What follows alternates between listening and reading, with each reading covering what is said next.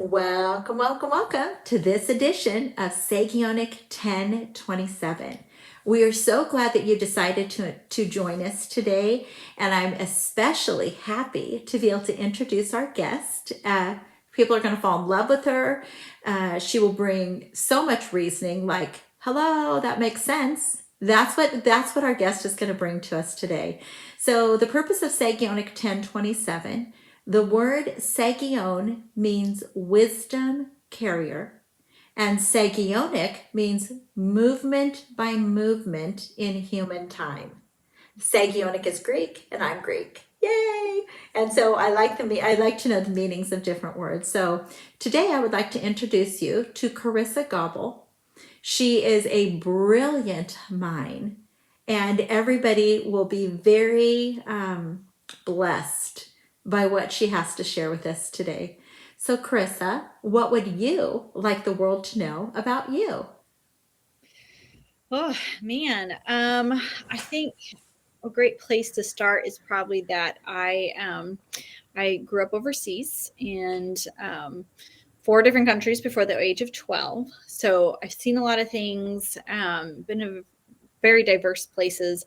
And right now I have 4 kids. I live here in the Portland area, I think not too far from where you're probably at too. And I homeschool and I run a homeschool community. And kind of my big passion right now has been to write books and trying to help shed light on kind of more hidden topics that aren't talked about very often. So like my first book was about people like me that grew up overseas in multiple Okay.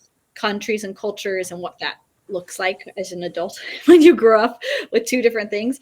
And then my most recent book that I published in September was about the things that are kind of hiding in our products, in our food, in our shampoo, in our lotions, in your pots and pans and things like that, that I just keep learning about. And I love to learn. And maybe that's because I grew up as a homeschooler and my mom did a really great job.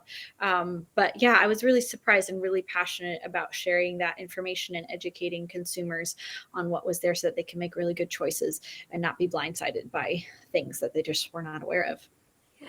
So, kind of like you mean, if our skin is our largest organ Mm-hmm. in the human body, probably we should be mindful of how do we properly take care of this organ. Yes, definitely. So share a little bit about what was in your. First of all, what's the name of your book? I'm going to need a picture. I'm going to need a copy of a picture of it. Yes, this is the one that I just did. I'll go ahead Okay. and turn the bottle over. Okay. Okay, because mommy's still on the interview. Can you head back out? I'll help you in a minute. Okay, I'll take care of it in a little bit. Thanks. I do have 4 kids, so Yes. Yes. No, we've had dogs. We've Carissa. We've had dogs do this. Scratch on the door. One was howling the whole time. this is the working mom, right? The stay-at-home mom. This is their Yeah. life. It sounds like someone's cutting up a pair of pants. We'll figure it out later. They're all under the age of 8 and under, so Okay. but yeah, this is turn the bottle over. Okay. How to read labels and ask the right questions to easily detoxify your home. It's really thin, so it's a nice, Okay. easy, fast read. And I kind of just go through chapter by chapter. Like the first chapter is kind of like why are we dying before our time, looking at statistics. The second chapter is like the products, like you're talking about what are we putting on our skin, those product pieces. And then there's a chapter about food and stuff that like even in our medicine cabinets, like Tylenol, that's getting way overused. I think was it like the third? No, it's like the leading cause of liver failure. I think if I'm remembering right. Mm. So yeah, so all that. So it has some really practical. I tried not to make it too um, scary and very beginner level because we don't want to Mm-hmm. operate out of fear, right? We never want to do things out of fear.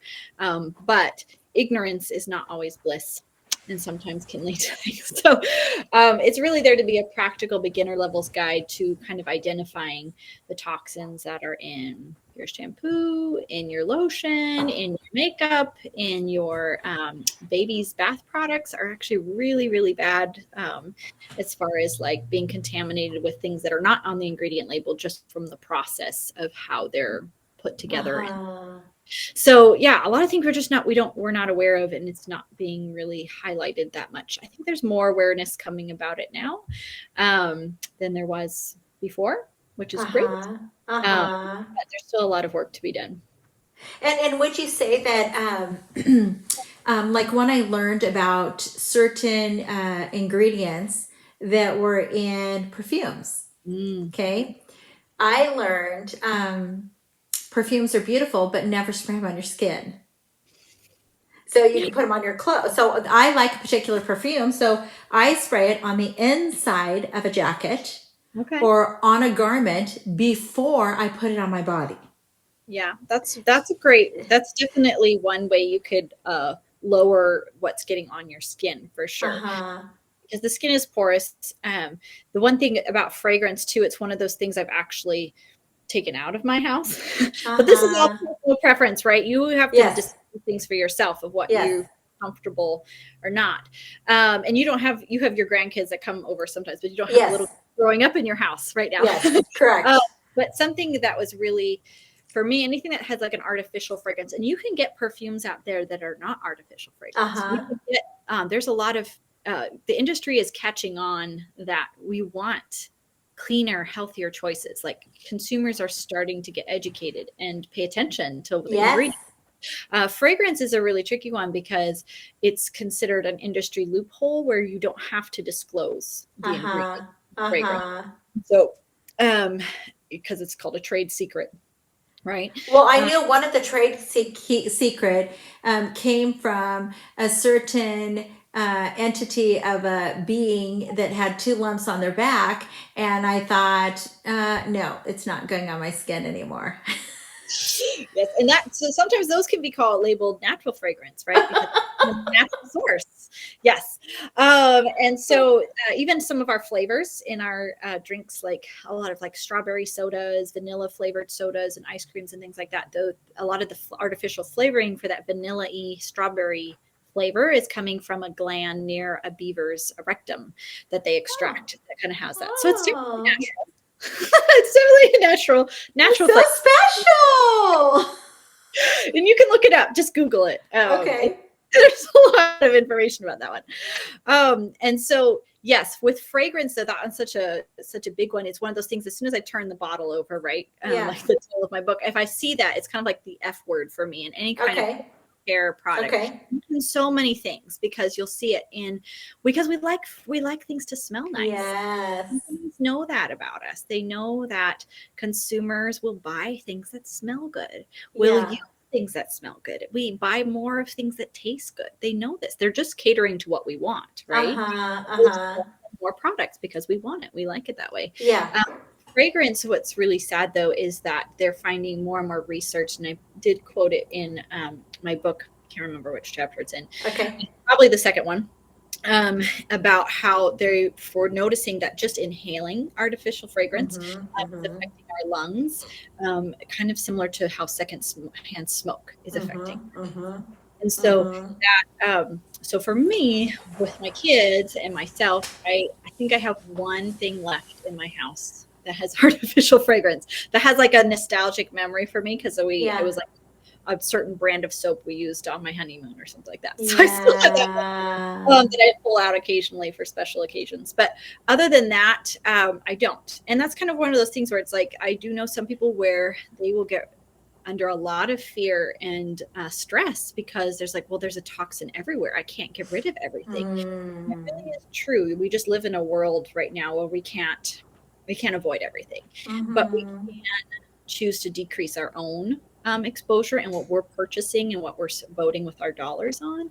And by decreasing that, when you do use that, spray your perfume on your jacket occasionally, hey, this is the only time I'm exposing myself to artificial fragrance. And so you can make those choices and pray about that and ask the Holy Spirit, what is, he knows our bodies and their toxic load more than we could ever find out. He knows exactly where our tipping points are. And that's the big thing that they're learning more about cancer too, is that a lot of it has to do with our lifestyle choices more so than anything genetic. And specifically this term called body burden, which is when you've slowly over time accumulated layers and layers and layers of stuff that your body just can't process out, and it wreaks havoc on all kinds of, Yeah. not even just cancer. It can be endocrine disruption, infertility, decline in sperm count is really concerning right now. So all those things, they're linking back more and more to the products that we're using, the foods that Uh-huh. we're eating, and just our lifestyle choices. So do you think it would be important for people to begin to just be mindful of their own body, right? If they're almost to like go through a process of elimination, if they are feeling like there is no other colorful word, hell, right? If they've noticed, gosh, I just really feel blah, right? Okay, let me start to weed out different things, and see if it makes a difference. And then if it makes a difference, then maybe that's, because I can say I'm going to own a donut shop in heaven, right? I love bread. I love it, right? But when I eat bread and it feels like I've got rocks going through my intestines, probably I should avoid bread. And so I choose to avoid bread. I love it, but it doesn't mean it's not bad. Just for me, my body it does not process it well. Right? So what could be just like a starter for somebody to just give somebody a like 3-pointer tip? What could they do to try to help weed out something in their home? Yeah, I would say, what is the biggest concern you have right now? Do you have a health situation? Like for my family, it was just the mom concern. Like I want to do the best thing for my kids, and then I keep learning things. And a lot of people start that journey with two places. Either there's a health disaster, right? Okay. Something something is wrong and you weren't expecting it, or you have kids. Like Okay. that tends to be the two motivating things. Is like, oh, well, now I actually care about what's in my house and my products, because now I have little kids in my house and my products that they're interacting with. And then the other thing is I'm pre-diabetic, or I just got a cancer diagnosis, or I just got this. So usually it's one of those two things I've noticed kind of wakes people up to like, I should pay attention and look into this, because otherwise there's not usually a motivation to, or inspiration, I should say, to do Okay. that. Did I freeze? It looked like I No, froze. no, you're fine. You're there. You're there. It looked like it froze on there. I would say if you're getting started, I would highly recommend, just start prayerfully with like, Lord, where do you want? Where? Because He knows more so than any of us. We could say that, we all know we probably need to exercise more, right? And we all know we probably need to eat better, right? We all kind of know those things. But where is the place that the Lord has given you grace to start with? Like where's the place that He's giving you grace? And start with one thing. So I usually, if it's easier for them, food is actually usually really hard without having professional guidance and help to walk through that, whether it's a dietitian or a naturopath. Really simple things, if you feel like it's a food related thing you want to start with, is processed sugar and processed wheats and grains and things like that. Coming back to, the food the way the Lord made it, like Whole. right, as organic as you can. I am not a dietitian. My father-in-law is. He has so much information. I keep learning, and there's a lot of different trains of thought on food too. I feel like it's one of those things you really need to ask somebody that knows more about it, of like, what for my body, my specific needs, what do I need to help pivot these. And I mentioned food first because usually a lot of our stuff can stem from the gut, right? Okay. A lot of people are doing even fatigue and lethargy.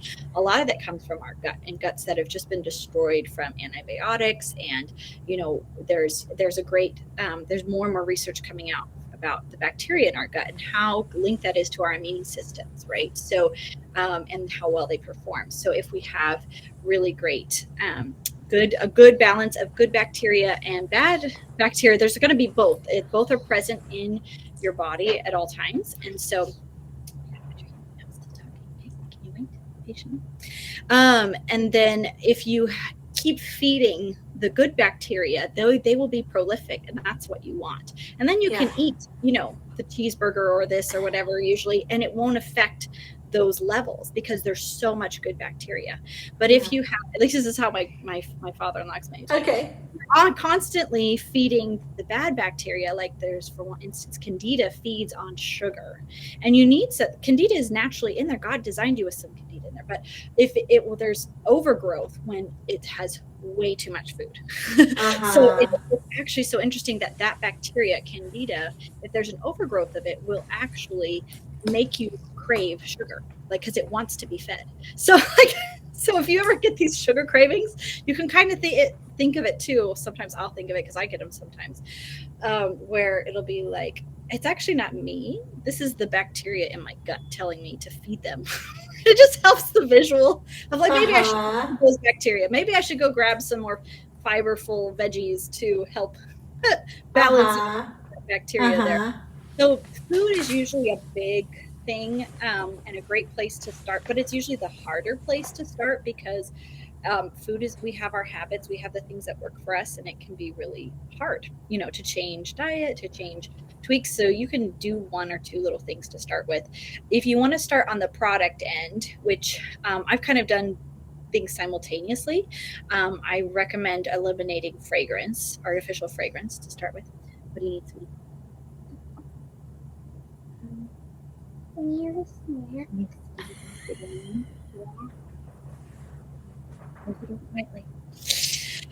So for products, I look at the back of your ingredients, and I usually tell people to start with whatever is almost used up. So whatever you need to replace anyways. What do you need to replace anyways? So if you are about to be done with your dish soap, turn over the bottle and look at the ingredients. Is there artificial fragrance in there? Probably. And then look for another option that's safer to decrease that toxic load you're being exposed to. And all those little tiny 1% changes, they add up over time, right? So they will help your body kind of decrease that load of what you're putting into it every day from all those random little things we don't usually think about. So I usually, like I said, start with whatever you're about to run out with. Okay. Your facial moisturizer? Is it your dish soap? Is it your laundry soap?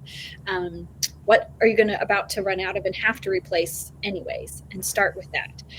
If you have the budget and the inspiration to go all out, like start with one room at a time, like your laundry room or your cosmetics. Especially for women, we tend to put a lot of things on our skin between all of our beauty routines, from just what you wash your body with to what you wash your hair with to moisturizers to makeup. All those things, we actually tend to expose ourselves to a lot more chemicals every single day. I think I saw a number, it was like almost 162 different chemicals daily. Oh my goodness. Just from everything we do. We also tend to be the ones, majority of the time, they're doing the house cleaning and all that stuff too. Yeah. Those chemicals you can add on that might be affecting it too. Memory serve, a couple of years back, something just flashed into my brain. I believe it was called EWG. No. A couple of years back, I believe it was called the EWG.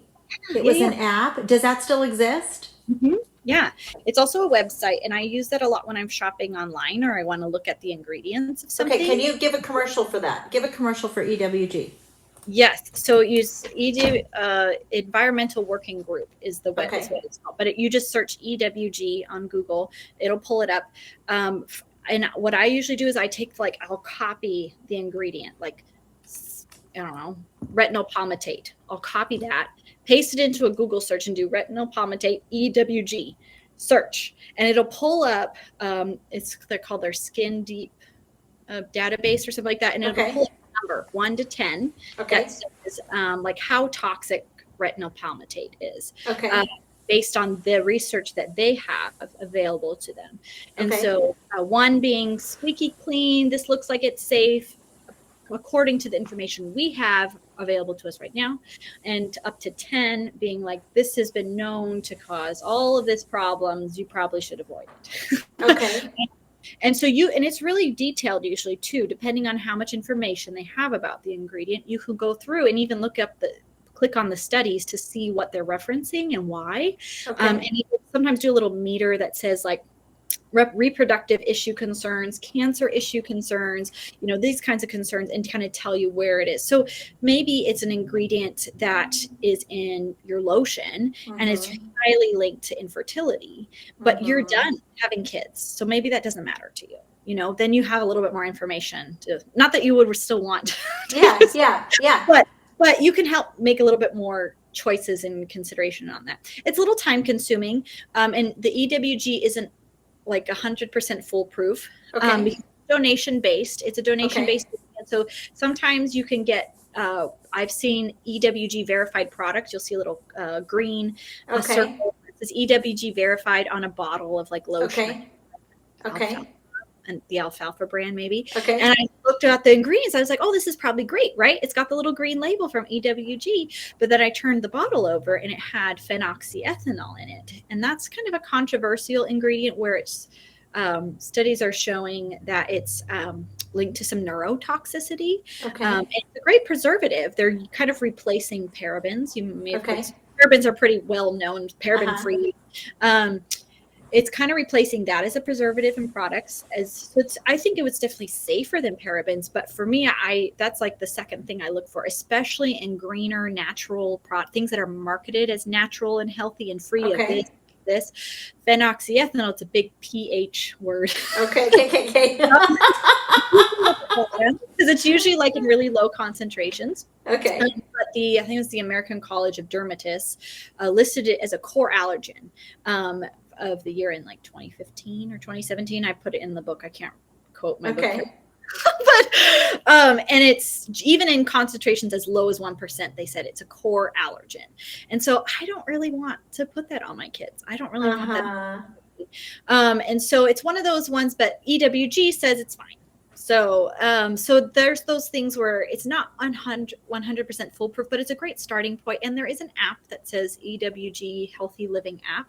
And you can take that download it. I think it's free. And you take it to the store and you can scan the barcodes, or in your house, scan the barcodes. And it should, if it's a pretty popular mainstream item, it'll pull it up for you. And you can see the ratings and ingredients in it and things like that. And that's a really helpful beginning level tool for sure. And I use EWG's website a lot when I don't know all the ingredient names. And because no one could ever know all of them. And so then I do that Google search, this ingredient EWG, and it pulls up the number. And for me, if it's under, like I try to keep everything under 3. It's what I feel comfortable with. But for some people, they have different opinions on that. So what about, there's all this terminology out there like green, greener, environmentally friendly. But I would like you to touch on the words toxic free and non-toxic. Yeah. And the difference between the two.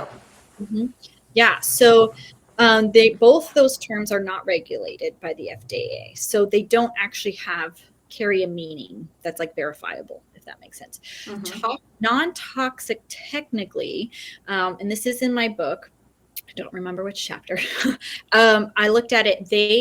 For something to be considered non-toxic, it just has to, the active ingredient has to have passed, a safety test that showed that, was it 51% of the time it did not cause death in rats.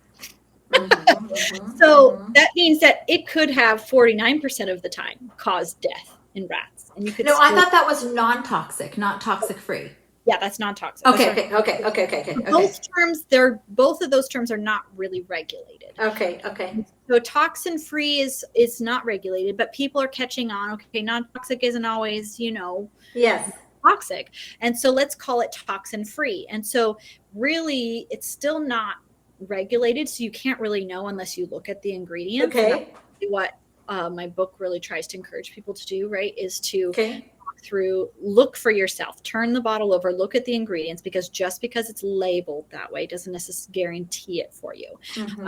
If you don't have the time to do all that, there are some companies that will use that word toxin free, and they really are toxin free. But you just have to do a little bit of research. Don't just trust anything that has that label on it, because it's not a regulated term. I hope someday it'll be a regulated term that you can verify and trust and make shopping easier. But right now, unfortunately, it's not. So talk a little bit, okay, because obviously there was a passion for this with purpose, right? It became a purpose because, like you said, either you've got a tragic health situation going on, or there's a reason by valuable commodities, aka family members or kids, right, that would cause you to go researching in a certain area. So share with us a little bit about I'm going to call it business management in managing a passion and a home, and the importance of looking at it as such, not, oh, I'm at home with the kids. So share a little bit about that. Yeah, I think, it's one of those things that I continue to grow in. Like, I don't know if I've really arrived at it. And it's one of those things that is frequently, I feel like it has to be one of those things that you're constantly bringing to the Lord and evaluating. Like, where are my values aligned still with his priorities in my life, or am I getting distracted by this? Because the one thing that's really hard for moms is that lack of instant feedback that we're doing a good job, right? We have to wait such a long time. We have to wait such a long time for that. So in my case, as a pretty results and goals driven person, I find that having those extra pieces, it actually helps strengthen my motherhood, because I have that extra outside thing, little hobby or side business that I get to do that helps give me some of that instant feedback. Oh yeah, I'm contributing something to society that's helpful, and I know I'm doing that even more important work with my kids. I know it in my brain, but on the daily, sometimes you lose track on that. And that is still definitely something I am growing in as a person and as a mother, to really trust the Lord in that. This is the better work.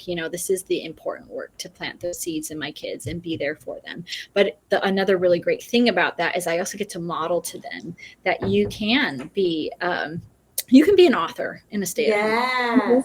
You can do these fun things. You could run a business. You could come up with a business, and being able to show that to them and model them is also really valuable, as long as the priorities don't get out of place. So it's one of those things, I think, for me, it can frequently be a temptation to move those out of the place. And so I have to reevaluate and pull it back in, and sometimes repent to my kids, like, oh, sorry, mommy got really distracted. And learning too is to schedule times. So if I know that like this past, Black Friday, Cyber Monday is a really intense work time. With a toxin-free brand that I am affiliated with, that was really successful, and it's going to really bless my family this month. It took a couple days of intensity there, and I knew that going in. So what was helpful is that you can schedule that. Like, you can set expectations ahead of time of, like, this mommy is going to have to put a little extra focus here for a couple of days here, and allocate, measure your resources. Like, how much sleep am I going to get?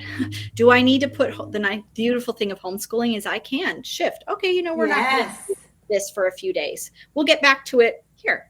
And that they're not expecting like a 4-week Christmas break. They like school. They love school. They do school during Christmas break. And so I'm not losing track or losing ground on homeschooling because I shifted our schedule a few days. So I would say being able to plan and schedule those things and anticipate those intense times is really key. When I was writing my book, I did that during the summer because I knew that I had more space and freedom to do that as a mother in the summertime. And I had more support that I could pull on to make that happen. So kind of being aware of when it's going to pull a lot of attention from you, having your breaks and rest and recovering and setting expectations ahead of time, I think is a really helpful tools and keys to that, and stuff that I've learning more and more as I go through it. Yeah. And I would say that's wise. You're setting an example before your children on time management, right? Because they will need to turn around and do the same thing, right, in their life, but you're also showing them that it's good and wise to set aside time for yourself. So your time for yourself isn't, I'm going to sit down and eat bonbons and chocolate, right? But your time for yourself is mentally stimulating. To work in an area that is mentally stimulating fuels you. It fuels you to be in a space of being mentally stimulating. And I really like that. With the option, earlier this week, I interviewed another woman who she owned her own personal coaching business, and then they made the decision that we decided that probably be best if you just focused on 5 kids, and that was a sacrifice to her. But she talked about that if, let's say, there was a fallout with the child, that, okay, so we're going to have to spend a little time over here, show that it's okay to spend that time, but then now we will have to make up over here. But stop, to be in the moment, be in that moment. Because don't you think that aids in mental health as well? Yeah, definitely. Yeah. And I think I remember reading something from, I think it was probably Bill Johnson, one of his parenting things about kids too, and that even if they're coming in and interrupting something that you're doing, if you can still, versus like, they're interrupting me, if you can still take a moment to acknowledge them where they're at, that reinforces this narrative, like, I'm still the most valuable person. Yes. You can then go over and be like, okay, like, next time, let's not interrupt mommy during the interview on the computer. So we can have those conversations later. But in the moment, it's still important to acknowledge them because they don't understand all of this yet. They don't understand all those things quite yet. So yeah, I think that's really great. And a story that's kind of coming to my mind too is not specifically on the toxin-free thing, but I remember right before COVID, I actually worked in film and television before I had kids, and that has been a huge passion in my heart, and it's just not the current season for that. But I went and I interviewed for a Netflix film that was filming here in Portland. Okay. And it was like a dream job. I was overqualified for it. It was like, maybe it's time for, maybe I'm supposed to do the working mom thing, okay. Put on my life, right? This is something but I just didn't have peace about it. And so I didn't end up pursuing it. And what I felt like the Lord really showed me, literally the same week that I basically kind of said like no, and someone's like, yeah, I'm not going to continue down this interview process with you. It was hard. It was hard to say no to that because it was like, it would so fulfill me and satisfy me. But literally that same week, our current homeschool community, the homeschool community director, because it was part of like a co-op type community at the time, called me and said, hey, I have to go back to Washington. I can't direct next year. Praying for someone to step into that leadership role. And I was like, tell me about your job. Because it sounds way up my alley and like my skill set. And I felt like the Lord presented it to me as like, since you said no to this, I am still going to satisfy that need in your heart and your life to do something, administrative, to do kind of that working piece, but I'm going to give it to you in this packaging that works with your values, Yes. Because I could still homeschool my kids and be with my kids, but I still got to grow in those leadership pieces and direct. And it happened in the same week that I said no to the other thing. And I feel like that happens to people a lot, and it takes just wisdom. And for me, a lot of people around me too, kind of speaking into my life and being willing to listen to them. It builds on that trust of like, the Lord really has us, right? He knows what we need. He understands the longings of our hearts, and he also will provide the ways for us. Yes. And still follow and prioritize his values. And I love that job. I'm still in that job now. Yeah. It's been great. Yeah, that's really good. I've had a couple of interviews where people have said, because I said, how did you come to be in this position or whatnot? And their response was along the lines of, it was in me. It was already in me. It's not like I had to conjure it up. It was in me. It was part of me. And so I've also heard it said that when you're doing what you were created to do, you are most satisfied in that space. You know, so you have 4 kids. I raised 5 kids, and then eventually one adopted us, which gave me 6, right? But I was one of those girls who couldn't wait to grow up and be a mom. Right? I just couldn't wait to grow up and be a mom. I just wanted to be a mom. That's it. My goal was to be a mom in life. And I loved it. I loved it. I literally, my oldest is 35 and my youngest is 26. And I literally never had a moment in all of motherhood that said, oh my God, could somebody please come and get these kids? No, I'm serious. It was just never there.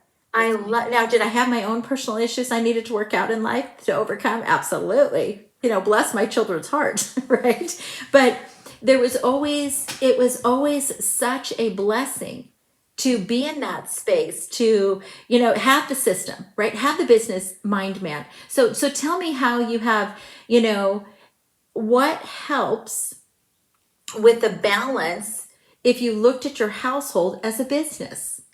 How does that help you? Yeah, I would say looking at a household as a business, you're looking at like from a business perspective. Yes. You're looking at your resources, right? Like what are your resources and what's your output, like input and output. And I would say like right now, the kids are the biggest assets, right? Like other than marriage, which is like the key piece in the nuclear family unit. Those relationships are going to be really key, and they're your biggest assets. And so what are you putting, what can you like nourish that and grow that asset with?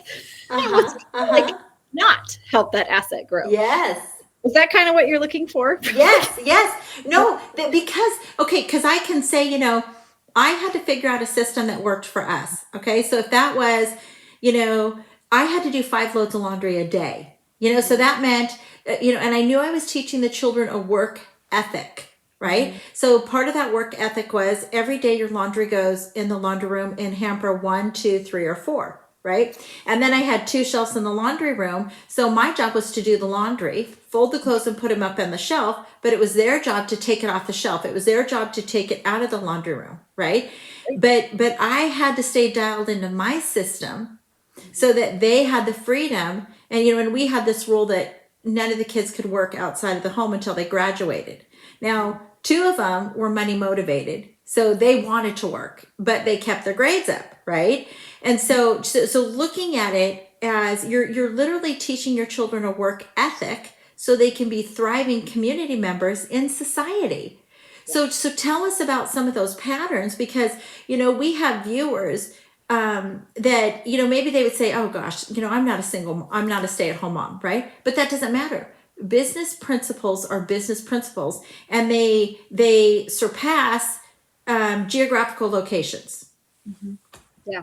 Yeah. I would say with mothering, sometimes it's hard with the business mindset, because your kids, sometimes I think we also think that our kids can't do as much as they can.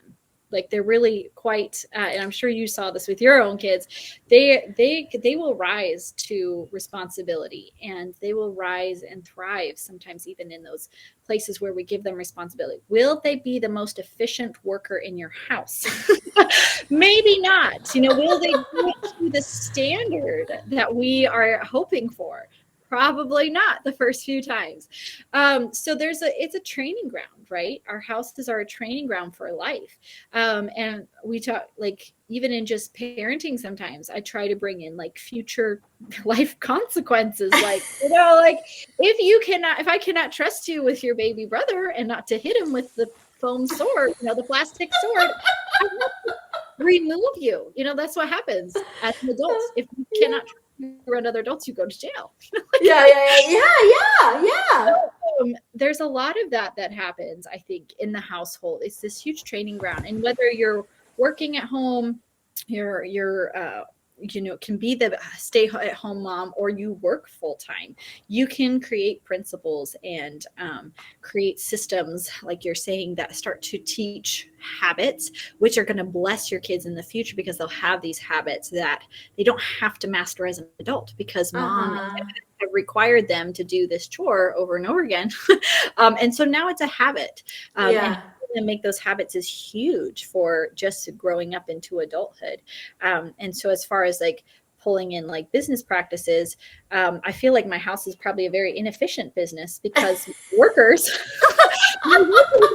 quite, super up there yet, as far as like I can they're really young right now, but I'm seeing some of the fruit already of like, I can give them the broom and sweep the floor, where a few years ago, I was like the solo entrepreneur, in my home, having to do all of the things. And now they are growing in their maturity. And you see this in business too. You can have an employee that grows, and you can give them more responsibility and entrust them with more things. And you can do that with kids too. And sometimes even in business settings, employees need that reassurance, or just the thought and the concept, like, oh, you think I could do that? Really? I think I could do that? And they rise to the occasion. They rise to someone that thinks the greatest of them, like, yes, you could totally be our accountant. Yes, you could totally be the sales manager, and so I think that's similar with our kids, right? If we present them with opportunities of responsibility, and they rise into it, that's appropriate at the age level, right? I've also done this. I've also done ones where I thought they could do something that they really couldn't do. Yes. And then you just apologize, be like, I am sorry, mommy did not do a very good job of anticipating that. And I'm sorry I gave that for you to do. That was not a good choice on mommy's part. Please forgive me. But even that can help model to a kid that we don't always, and modeling forgiveness and repentance is huge.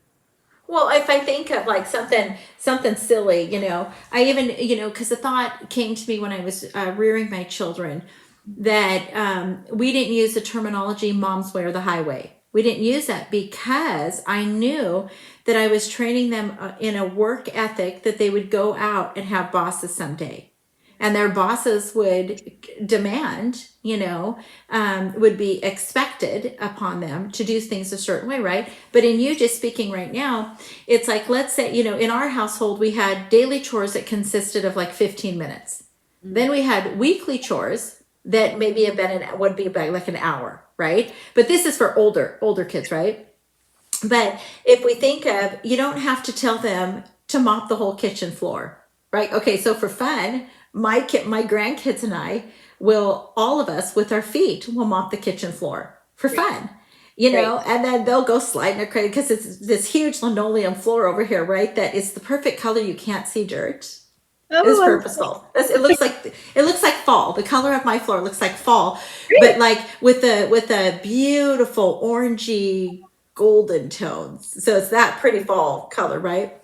But whatever it is, if it's it was earth mind blowing when somebody said to me, "No, Shawn, don't try to get your grandson to write into the lines. Just let him write." I was like, "Well, that's a concept, isn't it?" It's a great concept. That's right. I just want him to write his name. Who cares if it's in a line or not, right? Later he can figure out how to put it in a line. So just, and I guess I would say that would be grace. Yeah. Just grace. And especially watching how unique, they're all so different. So different. Yes. And so tell us about, it was beautiful to hear that when you said no to this, that it was because he was going to put in front of you a yes that was more fitting to your bigger assignment in you being the one to care for your kids. Okay. So how would you encourage people through the process of letting go of something and then resting in the space of peace? Yeah, it's a good question. I don't know if I have it perfectly. I think a lot of it has to do with trusting, who God is. Does he have my best interests at heart?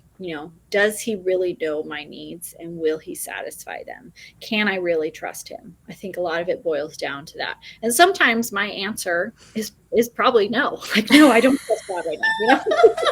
I have those moments.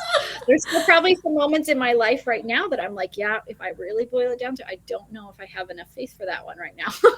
And that's, I think, a constant thing. And it's one of those, I feel like in the process of saying no to something, it's an opportunity to exercise. I felt like the Lord recently has been really encouraging me these like exercise metaphors, because I actually got back into like exercising consistently. And I go to these classes and they actually like push you. Like they're like, you can do it. Like you think you can't do it anymore. And you think you've come to the end of your rope and what your muscles can do. Surprise, they can actually do a little bit more. What? And just in that, I think there's a metaphor of like, if you have people in your corner that you trust, you can talk through and process a lot of these things with, and they can give you feedback and be like, it's going to be okay. You're making a decision. And I think that's a really key piece to finding that. A piece to finding peace. That's it. Because I heard that within the last month. It's the missing, that's the piece to have peace. It's true. Yeah. Having those voices in your life, which a lot of times is scary, right? Because it requires vulnerability. It requires being vulnerable with people and being open about your struggles and the things that your big life decisions sometimes too. Like not all of us want people's opinions or need everyone's opinions in our life decisions. And so sometimes it can be, a two-edged sword, because you can end up with, having to filter out other people's fears for your own life. Maybe they have fears of their own and they say, oh, yeah, you should don't ever do that.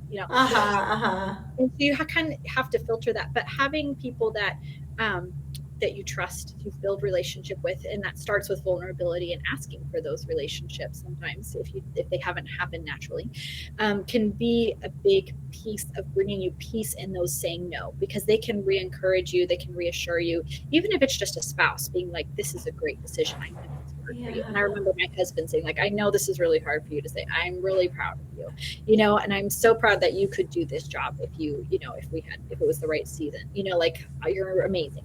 Having those people that can tell you that and affirm the thing is huge. I think that's huge. Help. And then hearing testimonies, right? Hearing this story, that story, and maybe the Lord doesn't bring you something else, but then trusting that he sees your needs, and if it's not really actually a need, that he'll uncover that for you and pull that out and make that aware and figure that out for you. It's huge. Some of that comes just with, I think, experiencing the Lord. But even those of us that have experienced that, we still have to be reminded. Yes. So community, I think it boils down to community, was a big piece for me in helping me with that. And then just, it's an opportunity of growing that faith muscle. Yeah. Like, okay, well, this feels past what I'm capable of having faith for. But something that was really profound for me is I would hear this a lot from people. Okay. Oh, I can't believe you do this. Like, I can't believe you can do this. Like, what does God have in store for you? Like I'm like, oh gosh. It always had a little piece of bread with that, like you must be for me if you're doing this all as a mom, or like we had a Heaven to Earth festival in Portland one year when there was a huge Antifa crowd. It was really intense. And one of these guys like, I'm so in shock by you, because I'm this very young person reading of like, oh, it's gonna be fine, there's riot police everywhere, it's okay. And they were like, what on earth does the Lord have in store for you? And it's a compliment for one thing, right? But at the same time, there's a little piece of dread of like, I don't know if I want anything harder than this, This is really hard. I know it looks like I'm really calm, but this is really and I felt like the Lord gave me a little bit of understanding of that. It's not necessarily that like he's preparing you for something worse and harder in your future, as much as he's just making this space here easier, because your muscles grow, your faith muscles grow. It's not being able to then like bench press something massive in the future as much as it is to make this faith level easier and easier, because you pushed a little higher, so you made that muscle a little bit stronger, but it's not to just keep going like this and up and up and up and up until you're like exhausted. It's to make this easy, you know, and this get easier and this become your foundation. And yeah, there's always going to be growth in our faith, you know, but it took that revelation took a little bit of the dread away from me of like, oh yes, something great is coming. It's going to be really hard. Into more like, no, that was just one of those really stretched, push to your max faith muscle moments. And now we're going to this will be a little easier. Yeah. You know, it made me think of something. X amount of years ago, there was this really tough situation. And I remember talking to the Lord, and I'm like, what are you doing? Because I saw my heart, like a physical heart, and it was broken into a million pieces.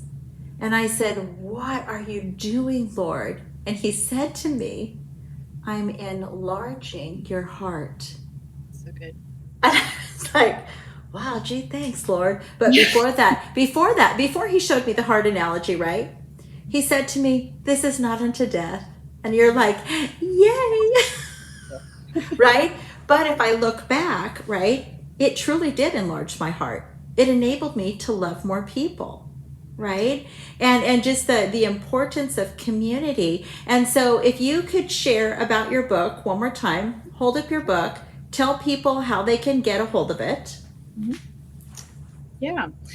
So right now it's just on Amazon because I self-published on Amazon. So you can search my name, Carissa Gobble, or just the title, Turn the Bottle Over in book on Amazon, and it'll pop up. Right now, I think I have it actually only listed at $7.50 because that was like the cheapest it let me. Okay. Because I was trying to kind of give back to it. And then the ebook, the Kindle version, is also only 99 cents right now too. Okay. So it's really the e-version has links in the back that you can actually even click on.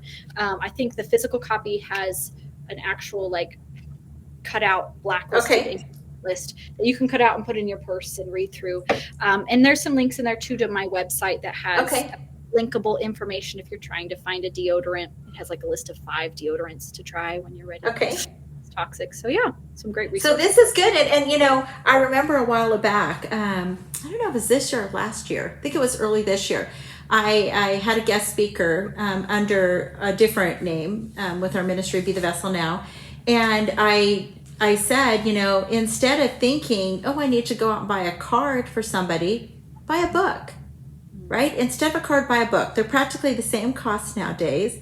And, or if you know, yeah, I'm serious. But if you know of somebody that they're not doing so well health-wise, or they have a child that's not doing so well, why not drop $7.50 to purchase a book for somebody else that's going to give them wisdom, insight pertaining to what if we do this and this possibly could happen, right? Yeah. Or if we don't do this, this benefit would come from it, right? And so turn the bottle over. I love the name of it. Love the name of it. So I really thank you for coming on today, Carissa. And I did write down Dr. Gobble. Oh, look at that. That I could interview him too. I don't know. You could ask him. Yeah, I can ask him. You can probably find him on their website, Lifestyle Medicine Group. Lifestyle Medicine Group. Lifestyle Medicine Group. Yeah. .org, I think. They're here locally in the area. Yeah. Dr. John Gobble. Yep, Dr. John. That's all I need to know. Okay, I'm gonna John. So just tell him Sagionic 1027 will be reaching out to his company. Okay. Anyways, so I just want to thank you for coming on today. I want to thank all of our viewers for coming on today. And then until our next Sagionic 1027, may the Lord bless you. May the Lord keep you. May the Lord make his face to shine upon me. Blessings. Bye.